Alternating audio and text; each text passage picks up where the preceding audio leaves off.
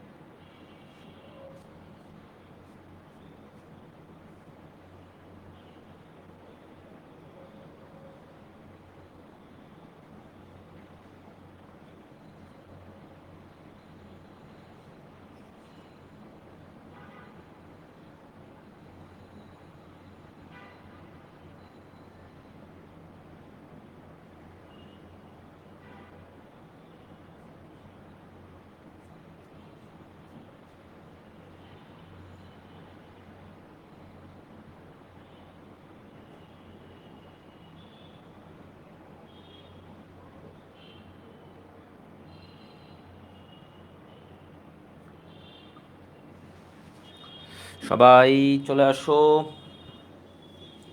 ভাইয়াও চলে আসছি।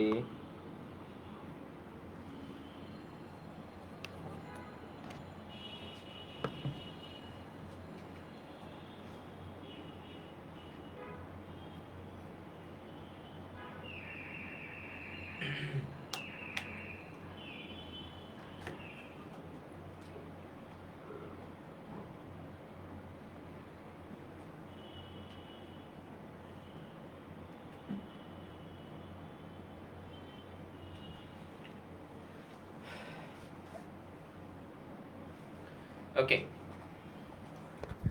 তো সব কিছু সবাই ঠিকঠাক শুনতেছো কিনা ভাইয়াকে একটু জানায় দাও। সবাই জয়েন করে ফেলতেছে ইতিমধ্যে, তো ভাইয়া শুরু করে দিব।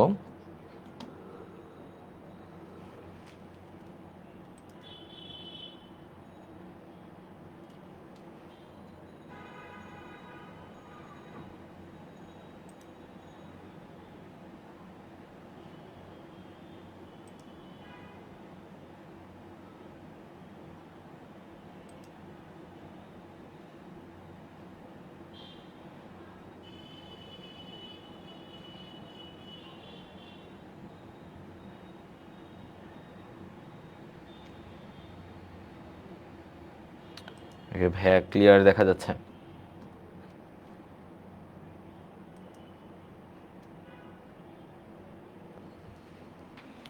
ওকে, প্রতিদিন 6টা নিলে ভালো হয় ইনশাল্লাহ। হ্যাঁ, যেহেতু এখন সন্ধ্যা আগে আগে হয়ে যাচ্ছে, তো তোমাদেরকে এটা নিয়ে চেষ্টা থাকবে। জোনায়েদ হক ভাই, আমার নামটা পড়লাম তোমার নাম। এখন কি হইল? আমার খাওয়াবা তুমি? চকলেট দিবা? ওকে, 33 জন এসে গেছে।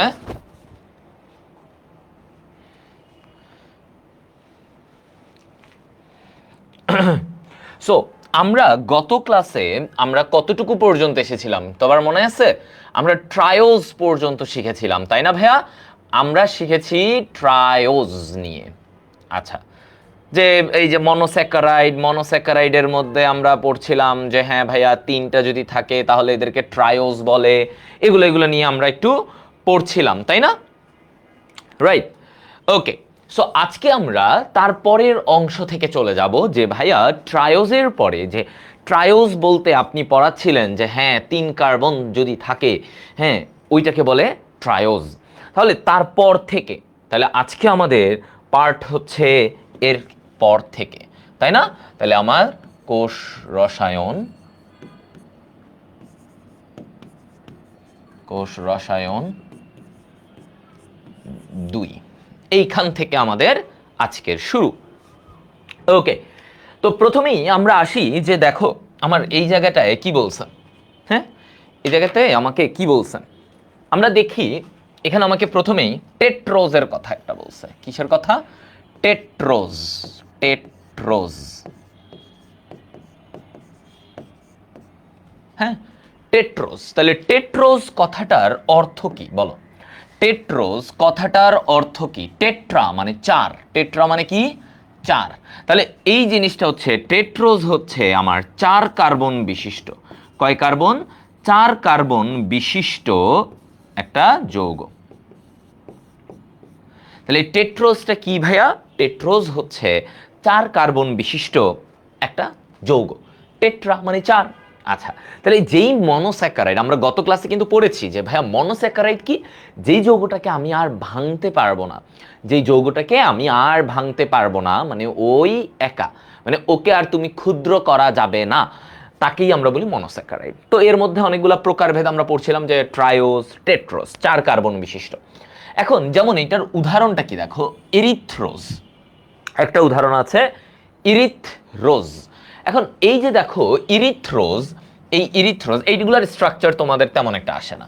আচ্ছা দেখো, ইরিথ্রোজ, ইরিথ্রোজ, ওকে, এইটা একটা কি? টেট্রোজ। এখন এই ইরিথ্রোজের গঠনে আমরা যখন যাব, এই যে এরকম একটা ব্যাপার দেখা যাবে, তাই না? ইরিথ্রোজের গঠনে এরকম একটা জিনিস। তো ইরিথ্রোজের গঠনটা কি?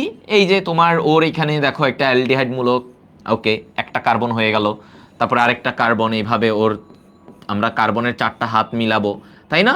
এইচ হাইড্রক্সিল এটা থাকবে, তারপর আবার কার্বন, আবার এই পাশে হাইড্রোজেন, এই পাশে হাইড্রক্সিল, হ্যাঁ, তারপরে আবার এইভাবে দিলাম CH2OH, হ্যাঁ, এই। তাহলে এই যে এই জায়গাটাতে দেখো এরিথ্রোজের এই যৌগের মধ্যে আমরা দেখতে পাচ্ছি যে ওর এইখানে একটা অ্যালডিহাইড মূলক আছে। কি আছে? একটা অ্যালডিহাইড মূলক আছে। তো এই এরিথ্রোজের এই জায়গাতে যেহেতু একটা অ্যালডিহাইড মূলক আছে, তাই এটাকে বলা হচ্ছে কি? এই এরিথ্রোজকে বলা হবে একটা অ্যালডোজ শর্করা। এরিথ্রোজকে কি বলা হবে বলো তো ভাইয়া? একটা অ্যালডোজ শর্করা, ঠিক আছে? এরিথ্রোজকে আমরা কি বলবো? একটা অ্যালডোজ শর্করা। ফাইন। আচ্ছা, তো এইটা হচ্ছে মোটামুটি মেইন কথা, এরিথ্রোজ। আবার তুমি যদি ইরিথ্রোলোজ, যেমন একটা যৌগ আছে টেট্রোজের মধ্যেই, এটাকে বলা হয় ইরিথ্রিলোজ, ইরিথ্রোলোজ, ওটা ইরিথ্রোজ আর এটা ইরিথ্রোলোজ। এই যৌগটা কেমন? এই এরিথ্রোলোজ এইখানে আবার কিটোনমূলক থাকে। কি থাকে? এই যে কিটোনমূলক থাকে।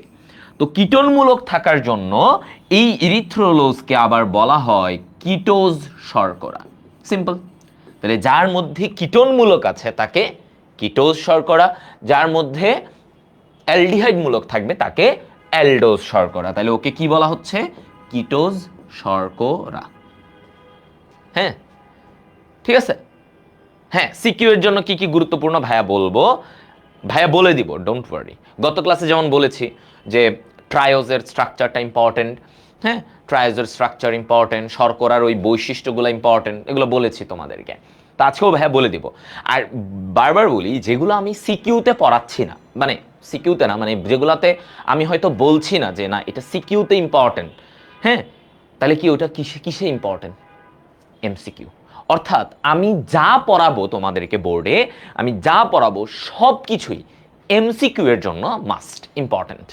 এমসিকিউতে যা যা পড়াবো এগুলো থেকে প্রত্যেকটাই এমসিকিউতে আসার মতো।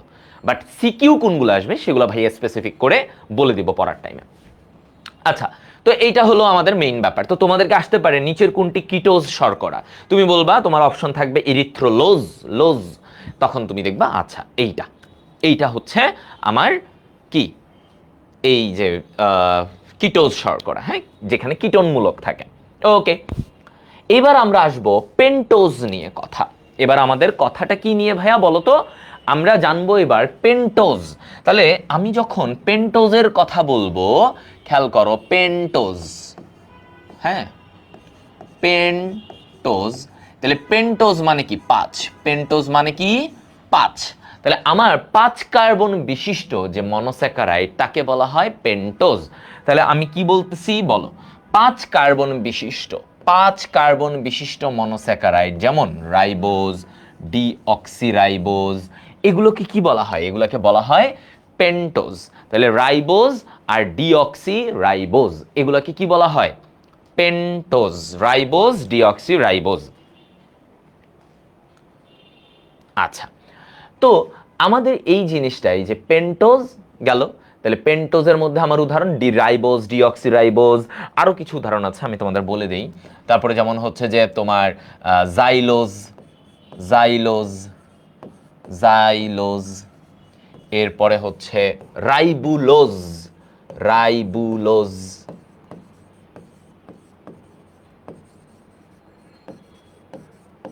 এরকম। এগুলা হচ্ছে কি পেন্টোজ, মানে 5টা কার্বন থাকবে। পেন্টা মানে 5, তাহলে যারা 5 কার্বন তাদেরকে আমরা পেন্টোজ বলবো। আচ্ছা, তো আমার দেখো আমি এখন রাইবোজ নিয়ে শিখবো। কি নিয়ে শিখবো? আমার এখন শেখার টপিক হচ্ছে রাইবোজ। তো আমি রাইবোজে একটু দেখি কি বলছে। হ্যাঁ, তাহলে রাইবোজে একটু খেয়াল করো ভাইয়া। রাইবোজে প্রথমেই আমাকে বলছে 5 কার্বন বিশিষ্ট, তাহলে এটা লেখা লাগবে। হ্যাঁ, ওকে। তাহলে আমার এই জায়গাটায় হচ্ছে ভাইয়া 5 কার্বন বিশিষ্ট, 5 কার্বন, এটা আমরা অলরেডি বলছি। আচ্ছা, এবার এই রাইবোজ একটা মজার জায়গা, যে রাইবোজ তুমি ওই যে কোষের গঠনে আমরা পড়িয়েছিলাম যে আরএনএ, আরএনএ পড়েছিলা। তাহলে আরএনএ এর ফুল ফর্ম মানে কি বলতো? Ribo nucleic acid, ribo nucleic acid, ঠিক আছে? Ribo nucleic acid. তাহলে এই আরএনএ বা যেটাকে আমরা ফুল ফর্মে বলতেছি রাইবো নিউক্লিক অ্যাসিড, তাহলে এই রাইবো নিউক্লিক অ্যাসিডে একটু খেয়াল করো, রাইবো মানে কি? এখানে রাইবোজ আছে, মানে কি এই জায়গাটাতে ভাইয়া রাইবোজ আছে। তার মানে আমার রাইবোজ আমার আরএনএ এর গঠনে থাকে। রাইবোজ কোথায় থাকবে? আরএনএ এর গঠনে থাকবে। ওকে, হ্যাঁ, দাগানো বই দিলে ভালো হয়, দাগানো বই দেওয়া হবে, দাগানো বই দেওয়া হবে, ডোন্ট ওয়ারি, ঠিক আছে? দাগানো বই দেওয়া হবে।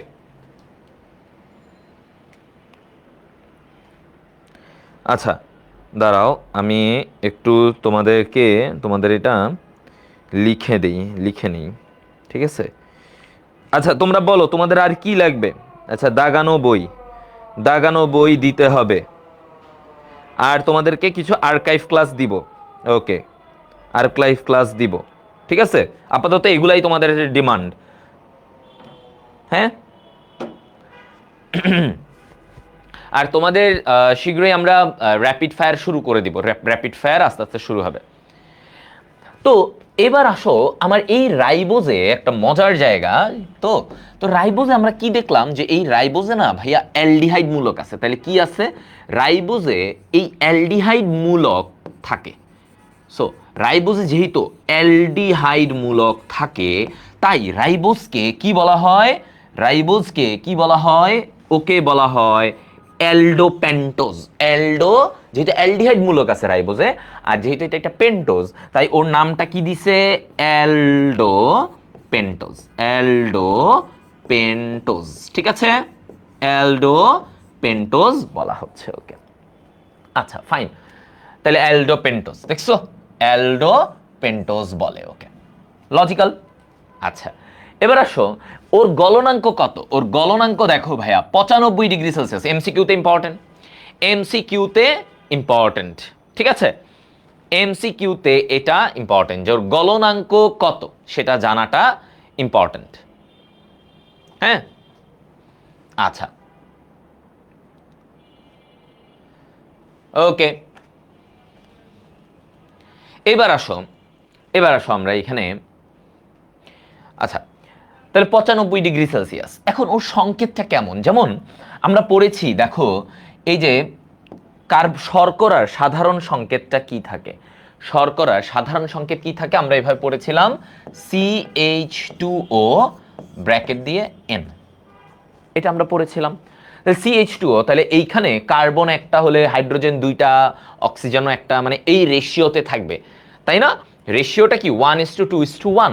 তাহলে এখানে যেহেতু আমার রাইবোজের এই জায়গা দেখো এখানে C5H10O5, তাই এই জায়গাটাতে কি হবে? এই যে দেখো, তাহলে C5, রাইবোজের সংকেত কি? C5H10O5, তাহলে 5 10 5, তার মানে 1:2:1।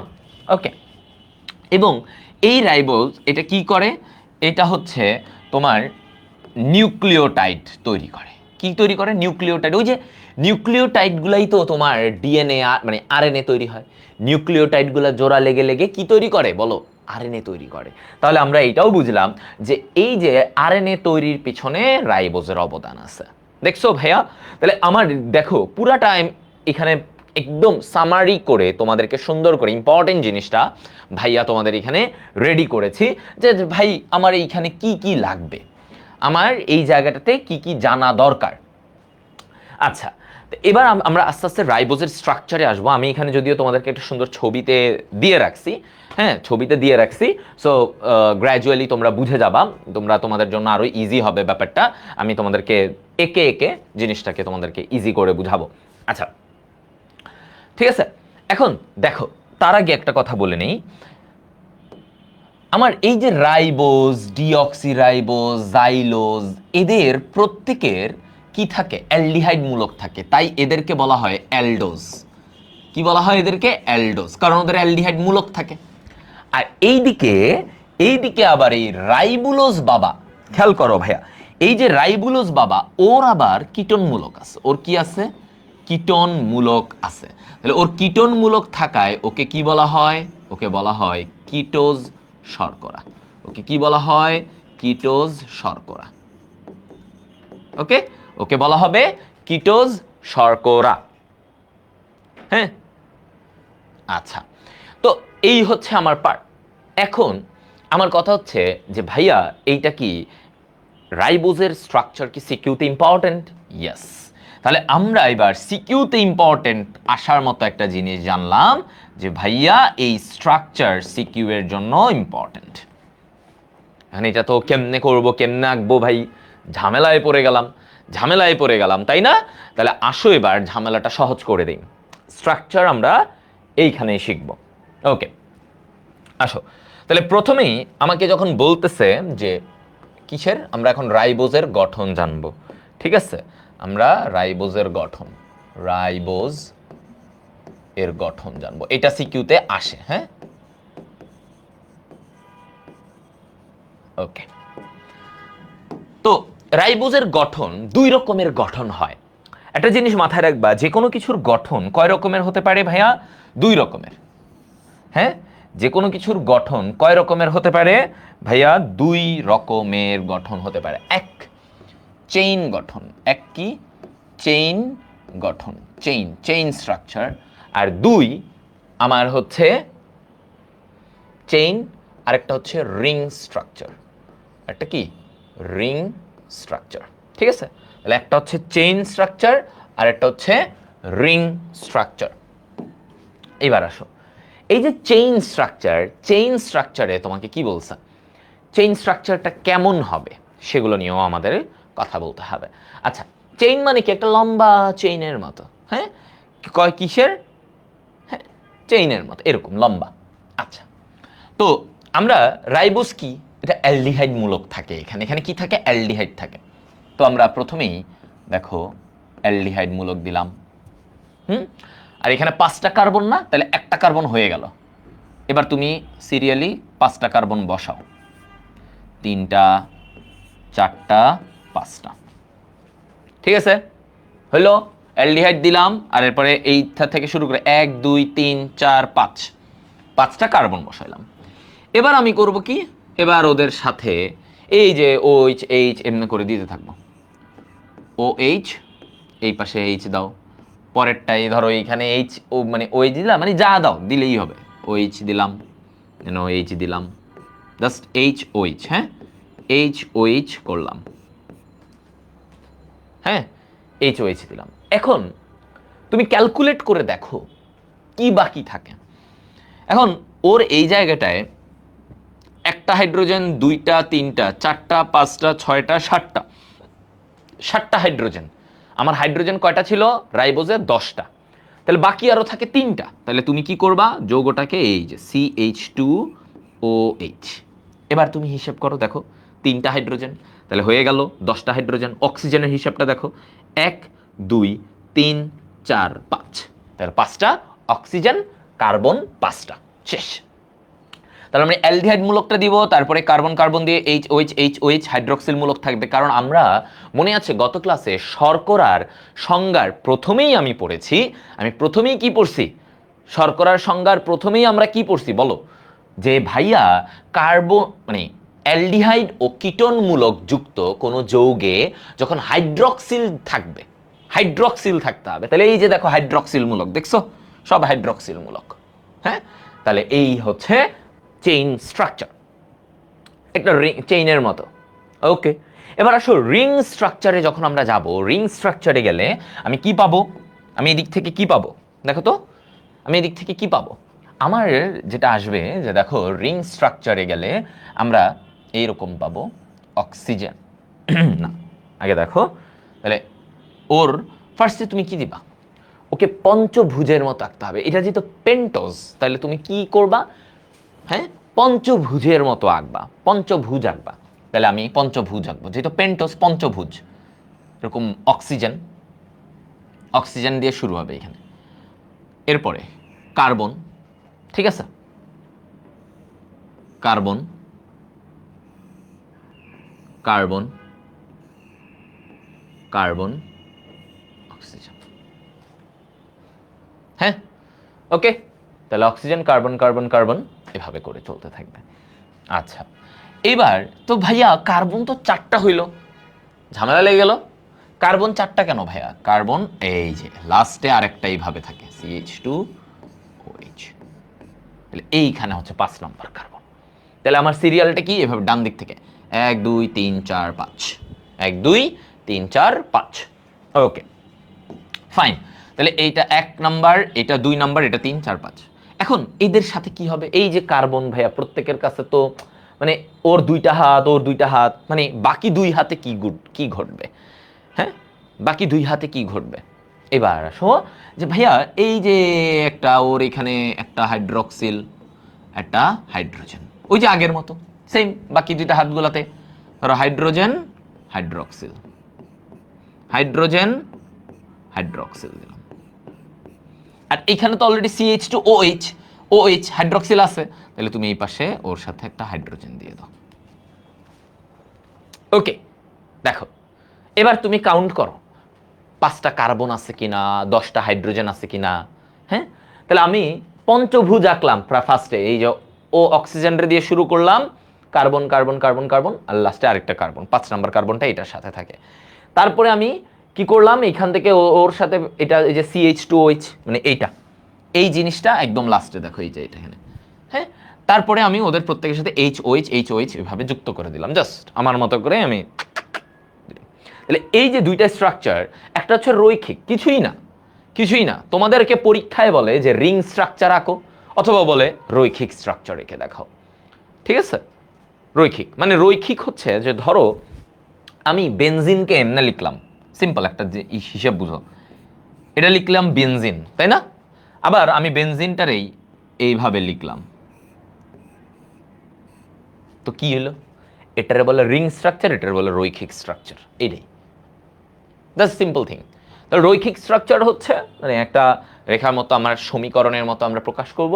রিং গঠনটা হচ্ছে তাই বলয় আকারে সে কিভাবে থাকে সেটা আমরা প্রকাশ করি, দেখছো, দ্যাটস ইট।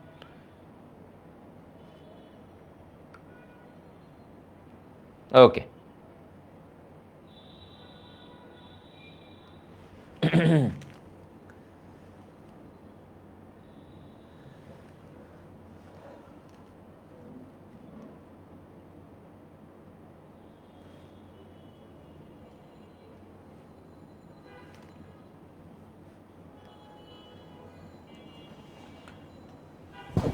ওকে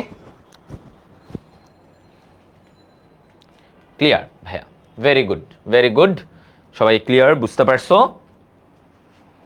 তাই তো ভাই, 2টাই কি আঁকতে হবে এক্সামে? হ্যাঁ আঁকলে ভালো, 2টাই আঁকতে হবে, যেটা বলে তোমাকে, যেটা তোমাকে বলে, এখানে ডিপেন্ড করতেছে তোমাকে কি বলতেছে, তোমাকে কি বলতেছে, ডিপেন্ড করে তোমাকে কি বলতেছে তারা। আচ্ছা, তাহলে এই যে রাইবোজের গঠন, তাহলে এটা আমরা সিকিউ এর জন্য ভালো করে পড়বো। হ্যাঁ, সিকিউ এর জন্য। এখন এই রাইবোজ ও কি বিজারণ ক্ষমতা আছে? দেখো তো, ওর কি বিজারণ, এই যে ওর বিজারণ মূলক আছে, তাই না? এই যে অ্যালডিহাইড মূলক বা কিটোন মূলক থাকা মানে তার বিজারণ ক্ষমতা আছে। সো ও একটা, সো যেহেতু ওর এটা আছে তার মানে ও একটা বিজারক শর্করা। তাহলে রাইবোজ কি? রাইবোজ একটা ভাইয়া বিজারক শর্করা। ঠিক আছে, সহজ কথা ভাইয়া, এনে আর কোনো জটিলতা নাই। এবার আসি আমরা তাহলে নেক্সট পার্ট, ডিঅক্সিরাইবোজ। এটাও জানতে হবে, এটার গঠনও সিকিউতে ইম্পর্টেন্ট। ঠিক আছে, হ্যাঁ দেখো, তাহলে আমরা এবার যাব এই যে এই জায়গাটায়। তাহলে আমরা কিসে যাব? দেখো, ডিঅক্সিরাইবোজ নিয়ে এবার আমাদের পয়েন্ট। তাহলে এতক্ষণ আমরা রাইবোজ নিয়ে জানলাম, রাইবোজ 5টা কার্বন আছে এই ব্যাপার। তো এখন আমাদের কথা হচ্ছে যে এই ডিঅক্সিরাইবোজ, এইটা নিয়ে আমাদের পয়েন্ট। তাহলে ডিঅক্সিরাইবোজটা কি?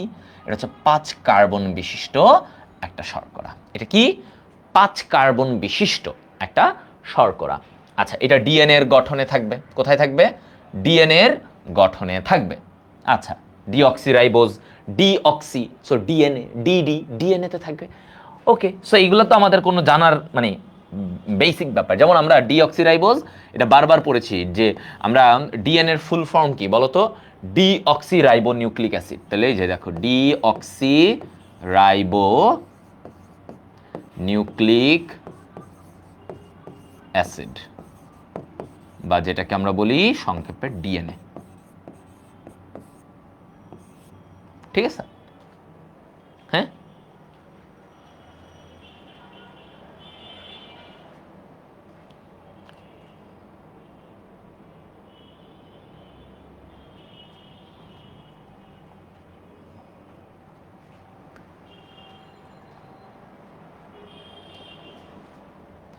দেখো, ওকে, তাহলে ডিঅক্সিরাইবোজ। এখন আমরা এই ডিঅক্সিরাইবোজে প্রথম কথা, ডিঅক্সি এটার কথাটার মানে কি একটু বুঝো। ডিঅক্সি এই কথাটার মানে কি? অক্সি মানে অক্সিজেন, ডি মানে কি? ডি মানে অভাব, নাই। ডি মানে কি? নাই। ডি মানে নাই। ঠিক আছে, তাহলে ডিঅক্সি এই কথাটার মানে হচ্ছে অক্সিজেনের অভাব। অক্সিজেনের অভাব, এই কথাটার মানে কি? অক্সিজেনের অভাব। ঠিক আছে, আচ্ছা, তো এখন এই যে ডিঅক্সি, তাহলে এইখানে আমার কি থাকে? অ্যালডিহাইড মূলক থাকে। এই জায়গাটাতে আমাদের কি থাকে? অ্যালডিহাইড মূলক থাকে, যার সংকেত হচ্ছে এইটা। তাহলে অ্যালডিহাইড মূলক কোথায় থাকে? এই জায়গাটাতে থাকে অ্যালডিহাইড মূলক। অ্যালডিহাইড মূলক থাকে কোথায়? এই পয়েন্টে। তাহলে অ্যালডিহাইড মূলক থাকে, যার সংকেত হচ্ছে C5H10O4। আচ্ছা, ওকে, তাহলে একটা অক্সিজেন থাকে না। এবার পয়েন্ট হচ্ছে কত নাম্বার কার্বনে অক্সিজেনটা থাকে না? কত নাম্বার কার্বনে? তাহলে এটার অ্যান্সার কি? এই যে ভাইয়া 2 নাম্বার। তাহলে আমরা এভাবে লিখি, 2 নং কার্বনে অক্সিজেন নেই।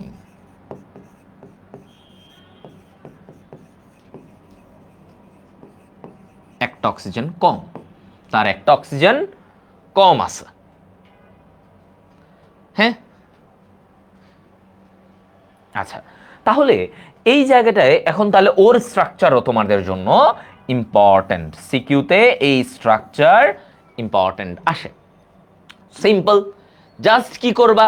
রাইবোজের মতোই, পুরা রাইবোজের মতো, দেখো ভাইয়া পুরা রাইবোজের মতো, খালি তুমি এই যে এটা 1 নাম্বার কার্বন, এটা 2 নাম্বার কার্বন, তুমি 2 নাম্বার কার্বনে হাইড্রোক্সিলে অক্সিজেনটা দিবা না। কি করবা? অক্সিজেনটা দিবা না। দেখো এখানে বাকি সব নরমাল, এটা 1 নাম্বার কার্বন, এটা 2 নাম্বার কার্বন। এই 2 নাম্বার কার্বনে দেখো কোনো অক্সিজেন আছে? ওই হাইড্রোক্সিলের ওটারে সরায় দিবা। নাই, নাই, 2 নাম্বার কার্বনে এটা নাই। জাস্ট পুরা রাইবোজটারই আঁকবা। তোমারে যদি বলে ডিঅক্সিরাইবোজকে একে দেখাও বা এরকম, তাহলে তুমি কি করবা? আয় হায়, এখন ডিঅক্সিরাইবোজ কোত্থেকে পাবো, কেমনে আঁকবো? রাইবোজ তো পারো। রাইবোজ যদি তুমি পারো, তুমি রাইবোজের ওই যে 2 নাম্বার কার্বনের জাস্ট অক্সিজেনটা দিবা না, এই যে উপরের এই জায়গা দেখো, হাইড্রোজেন দিবা, দুই পাশে হাইড্রোজেন অক্সিজেন দিবা না, শেষ। এইটাই ডিঅক্সিরাইবোস, এইটাই ডিঅক্সিরাইবোস। বুঝা গেল? সেম ওইখানেও দেখো সব সেম, জাস্ট 2 নাম্বার কার্বনে এখানে কোনো হাইড্রক্সিল মানে হাইড্রক্সিলের জায়গায় just hydrogen, no oxygen, no oxygen. দেখছো সহজ না ভাইয়া? সুন্দর করে এই যে স্লাইডগুলা, আমার এই স্লাইডগুলা পড়লেই কিন্তু তোমার ভাইয়া আমি এইটুকু তোমাকে গ্যারান্টি দিতে পারবো, তোমার বই আহামরি না পড়লেও চলবে। বুঝতে পারছো? হ্যাঁ, বই আহামরি না পড়লেও চলবে ভাইয়ার, যদি তোমরা খালি এই জিনিসটাই পড়ো, ভাইয়ার খালি এটা পড়বা, আর কিছু পড়বা না। ঠিক আছে? বুঝা গেল সবাই? হ্যাঁ,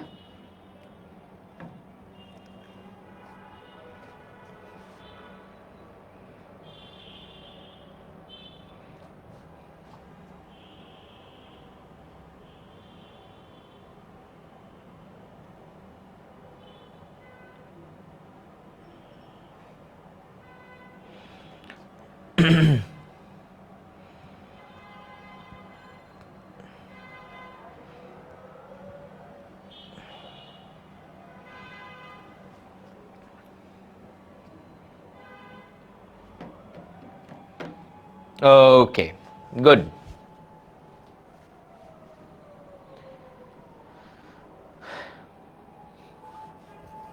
বুঝছো ভাইয়া? তাহলে দেখো সুন্দর করে ভাইয়া ইনশাল্লাহ কোষ রসায়ন তোমাদেরকে রসে ভরপুর করে দিব। ঠিক আছে? আর তোমরা একটু এইচএসসি 26 যে বন্দি পাঠশালা গ্রুপে, সেখানে একটু তোমাদের কেমন লাগতেছে ক্লাস, তোমাদের ক্লাসটা কেমন লাগছে এগুলো জানাও।